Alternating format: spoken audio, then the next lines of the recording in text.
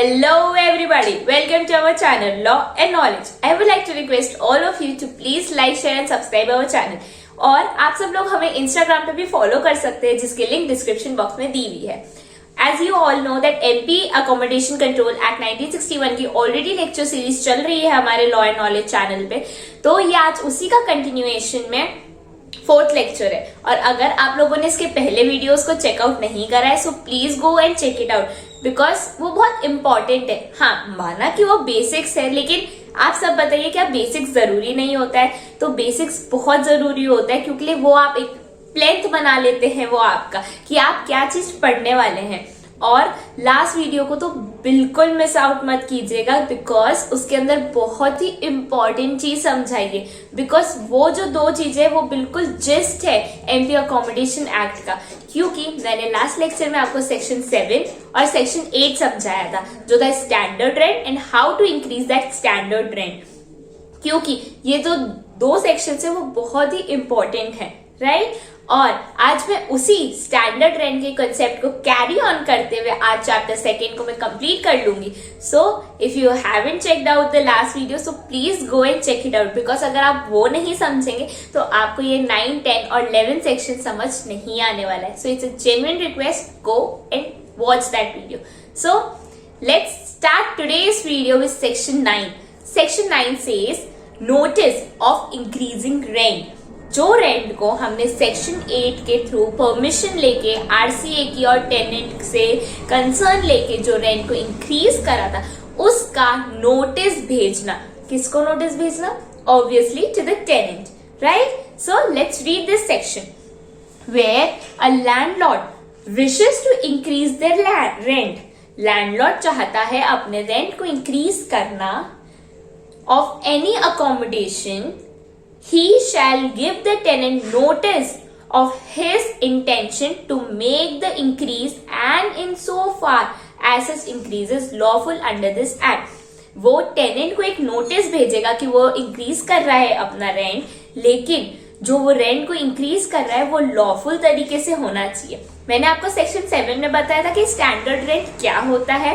फिर मैंने सेक्शन 8 में आपको समझाया था कि उसको अगर इंक्रीज करना है तो व्हाट इज द प्रोसीजर. आपको आरसीए से परमिशन लेनी पड़ेगी और टेनेंट को भी बताना पड़ेगा. तो यहाँ पे हम उसको नोटिस भेजते हैं कि हम रेंट इंक्रीज कर रहे हैं. अब रेंट इंक्रीज क्यों होता है? ऑब्वियसली कि कुछ टैक्सेस बढ़े होंगे, कुछ उसने एडिशन करा होगा, ये हमने सेक्शन 8 में पढ़ा था, राइट? लेकिन इस सेक्शन में वो सिर्फ इतना बोल रहा है कि कुछ भी इंक्रीज हुआ है तो उसका नोटिस भेजना है. ऑब्वियसली लैंडलॉर्ड अपने पॉकेट से क्यों पे करे आपका टैक्स? तो वो ऑब्वियसली आप ही से लेगा ना, टेनेंट से ही लेगा. तो इसीलिए वो उसको नोटिस भेजता है, ठीक है? और एक और चीज added up in this section is it shall be due and recoverable only in respect of the period of the tenancy after the expiry of 30 days from the date on which the notice is given. देखो अब इसमें उसने क्या बोला है कि 30 दिन का आपको नोटिस देना पड़ेगा टेनेंट को, ठीक है? कि आपका इतना रेंट ड्यू है. क्यों? क्योंकि ये सारे चेंजेस हुए थे, इस वजह से रेंट को इंक्रीज कर दिया गया है और 30 दिन का उसको नोटिस देना पड़ेगा. और अगर 30 दिन के अंदर अंदर उसने वो नहीं पे करा रेंट, तब आप इस रेंट को, ये रेंट आपका बन जाता है ड्यू एंड रिकवरेबल. तो लैंडलॉर्ड वो कैसे रिकवर करवा सकता है? वो आरसीए के पास जाएगा, रेंट कंट्रोल अथॉरिटी के पास जाएगा, वहां अपनी रिक्वेस्ट पेश करेगा और उसके तहत जो रेंट कंट्रोल अथॉरिटी है वो आपके टेनेंट को नोटिस भेजेगी कि ये जो रेंट जितना ड्यू है उतना आप जाके आपके लैंडलॉर्ड को पे करिए, ठीक है? और आरसीए अपने हिसाब से जाती है, ठीक है? Even you can move to the court and what the court thinks that what the reasonable amount is that is fixed and that notice is given to the tenant and then tenant need to pay the landlord the due and recoverable rent. Are we clear about section 9? So let's further move to our section 10. अब हमारा आता है section 10. Section 10 है हमारा rent controlling authority to fix standard rent. जो rent control authority है वो हमारे स्टैंडर्ड रेंट को फिक्स करती है. स्टैंडर्ड रेंट मैंने कहा बताया था? सेक्शन 7 में. उसको इंक्रीज करना है तो सेक्शन 8 में जाओ. अब let's see what this section says to us. The rent control authority shall on an application made to it in this behalf either by the landlord or the tenant in the prescribed manner fixed in respect of any accommodation। अब देखो, अगर rent को increase करवाना है तो कौन जाएगा RCA के पास, रेंट कंट्रोल अथॉरिटी के पास? ऑब्वियसली लैंडलॉर्ड जाएगा। लेकिन अगर उसी रेंट को कम करवाना है तो कौन जाएगा? टेनेंट जाएगा आरसीए के पास। तो ये दोनों जब जाएंगे, उसकी ऑलरेडी एक प्रोसेस प्रिस्क्राइब करी है रेंट कंट्रोल अथॉरिटी ने कि कैसे वो रेंट इंक्रीज होगा और कैसे वो रेंट डिक्रीज होगा। ठीक है, सेट करना है सेक्शन 7, इंक्रीज करना है सेक्शन 8 में जाओ। ठीक है, लेकिन बात यह आती है कि जो आरसीए ने उसने जो गाइडलाइंस दी है, क्या वो गाइडलाइंस हमेशा सही होती है? हर सर्कमस्टेंसेस में क्या वही गाइडलाइन सही होगी? तो इसका जवाब है नहीं। क्योंकि अब आप इमेजिन करो, ये लॉस 1961 का है, उस टाइम कितने पेपर ही घूम गए हमारे। तो मेरे घर के पेपर ही नहीं है, तो मैं कैसे प्रूव करूं कि मेरे घर की कीमत जो है वो 10 लाख है? I can not prove unless and until have the papers. अब उस जमाने के पेपर्स में अभी लॉस हो गए। तो कुछ चीजें जो होती हैं वो आरसीए के ऊपर डिपेंड करती है। क्यों? क्योंकि आरसीए के पास ये पावर रहती है कि वो सर्कमस्टेंसेस को देखकर रेंट को डिक्रीज, मतलब वो एक स्टैंडर्ड सेट कर सकती है उसके डिस्क्रिशन पे। ठीक है, कुछ भी रीजनेबल अमाउंट वो फिक्स कर सकती है। Okay, let's further move to this in this section कि अब सपोज सोचो कि कुछ ऐसे अनअवॉइडेबल रीजन है, जैसे मैंने अभी बताया पेपर्स गुम हो गए, तो आरसीए क्या करेगी? आरसीए एक क्लास देखेगी। अब आप सोच रहे हैं क्लास क्या है, तो चलिए मैं बताती हूँ ये क्लास क्या है। सी मतलब कंडीशन देखेगी कि क्या कंडीशन है उस घर की, उस अकोमोडेशन की क्या कंडीशन है। फिर एल वो लोकेशन देखेगी, लोकेलिटी देखेगी कि आउटसाइड में क्या है, बिजनेस सेक्टर है, मार्केट्स है या नहीं है, या सी व्यू है, क्या है उसके आउटसाइड। फिर तीसरा देखेगी एमिनिटीज, ए से कि घर अकोमोडेशन में विंडोज है या नहीं है, गैलरीज है या नहीं है। फिर आता है एस, वो सिचुएशन देखेगी कि बेसिकली आपका घर है कहाँ पर, सिचुएटेड क्या है, उसकी जगह क्या है। Like locality and situation is somewhere the same thing only. ठीक है, बट लोकेलिटी में एक लोगों का इफेक्ट भी आ जाता है और सिचुएशन में इट्स लाइक मार्केटिंग एरिया है या फिर बिजनेस एरिया है, ऐसा। फिर आता है सिमिलर अकोमोडेशन कि आप उस घर के अंदर क्या क्या फैसिलिटीज दे रहे हो, पंखे दे रहे हो, चार्जिंग पॉइंट्स, रूम अच्छा है, फर्निश्ड है, क्या है। ठीक है, ये सारी चीजें वो देखेगी। उसके बाद देखो, अगर अब ऐसा है कि अब जो आपका पूरा अकोमोडेशन अपना घर है उसको सब टेनेंट भी करके रखा है। ठीक है, जैसे एक फ्लोर है, एक घर में 3 फ्लोर है और उसमें से जो फर्स्ट 2 फ्लोर है वो आपको देके रखे और एक ऊपर वाला और किसी को देके रखा है। तो वो ये बोलता है कि जब आप रेंट फिक्स कर रहे हो तो आप पूरे घर का रेंट फिक्स कर दो। ठीक है, और उसके बाद जो प्रपोर्शनेट होगा वो डिवाइड कर लेंगे अपने हिसाब से। और ये सेक्शन तो ये भी बोलता है कि 12 महीने का एक साथ ही कर लो, उसके बाद भले अगर 6 महीने का पे करना है, 3 महीने का पे करना है, तो वो उस हिसाब से अपन उस चीज को डिवाइड कर सकते हैं। ठीक है, ये सब आ गया। और उसने ये भी बोला है कि जैसे मैंने अभी बताया कि अगर सब टेनेंट भी है तो इग्नोर दैट पॉइंट, आप पूरे अकोमोडेशन का रेंट फिक्स कर, उस हिसाब से प्रपोर्शनेटली ये चीज डिवाइड हो जाएगी।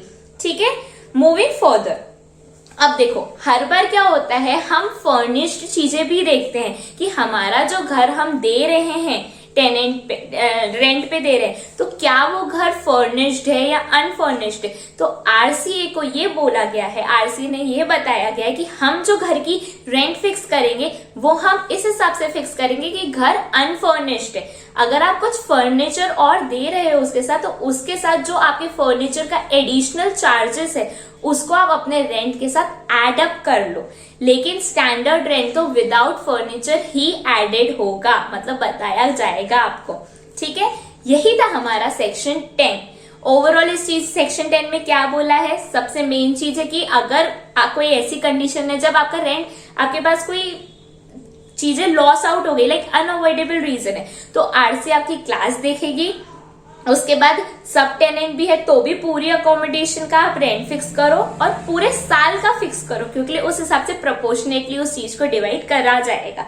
ठीक है, और अनफर्निश्ड ही उसका स्टैंडर्ड रेंट फिक्स करा जाएगा। Moving further to our last section of this video which is section 11, fixation of interim rent. अब आप सोच रहे होंगे इंट्रीम रेंट क्या होता है, तो बीच का, तो इसको बोला जाता है बीच का रेंट फिक्स करना। अब देखो, जैसे मैंने अभी बताया कि सेक्शन 8 में वो इंक्रीज कराने की प्रोसीजर है रेंट, स्टैंडर्ड रेंट को। उसके बाद 10 सेक्शन में अगर लैंडलॉर्ड को रेंट इंक्रीज कराना है और टेनेंट को अगर डिक्रीज कराना है तो वो दोनों कहाँ जाएंगे, आरसीए के पास जाएंगे। लेकिन ये प्रोसीजर्स में पता है आप लोगों को कितना टाइम लगता ही है, ठीक है, ऑब्वियसली इस प्रोसेस में टाइम लगता है। तो जो बीच का टाइम होता है जब फाइनल डिसीजन आता है और जिस दिन आप केस लगाने गए हो और जिस दिन आपने केस लगाया और जब फाइनल डिसीजन आता है, तो इन दोनों के बीच में ये आपको गैप दिख रहा है, जितना ड्यूरेशन का गैप होता है उस चीज को बोलते हैं इंट्रीम टाइम। तो इस टाइम का जो इंट्रीम टाइम है बीच का, फाइनल जब केस लगाया है और जब फाइनल डिसीजन आता है, उन दोनों के बीच का जो टाइम होता है उस ड्यूरेशन के लिए भी आपको रेंट पे करना पड़ेगा, बिकॉज लैंडलॉर्ड क्यों सफर करे। सो लैंडलॉर्ड हैव की राइट कि उसको रेंट मिले, लेकिन टेनेंट के साथ भी गलत नहीं होगा, क्योंकि टेनेंट के लिए भी एक रिलैक्सेशन है कि उसको रेंट कम पे करना पड़ेगा। ये जो रेंट होता है वो रीजनेबल इंट्रीम रेंट फिक्स किया जाता है, राइट। और इवन जब से वो इंट्रीम रेंट को लेना है वो वाली डेट भी आपको आरसीए बताती है। Let's read once again. If an application for fixing the standard rent or for determining the lawful increase of such rent is made under section 10, the rent control authority shall, pending final decision on the application, makes an expeditiously as possible a provisional order specifying the amount of the interim rent, particular amount जो interim rent आपको pay करना है, और lawful increase to be paid by the tenant to the landlord. Tenant landlord को pay करेगा वो interim rent का part, and shall be appoint the date from which, जिस दिन से ये लागू होगा, विच सच रेंट और lawful increase so specified shall be deemed to have effect. और कब से ये जो इंट्रीम रेंट का डिसीजन है वो लागू होगा, कब से आपको ये चीज पे करनी पड़ेगी, वो भी आपको आरसीए बताएगी। So that's all about today's video, and till section 11 we have completed our chapter 2. So in next video we will start with chapter 3. So अगर आप लोगों को मेरा ये वीडियो अच्छा लगा हो और आपको कुछ समझ आया हो, कॉन्सेप्ट्स क्लियर हुए हैं, तो प्लीज इस वीडियो को लाइक कीजिए और अपने सारे दोस्तों के साथ शेयर कीजिए। Thank you so much.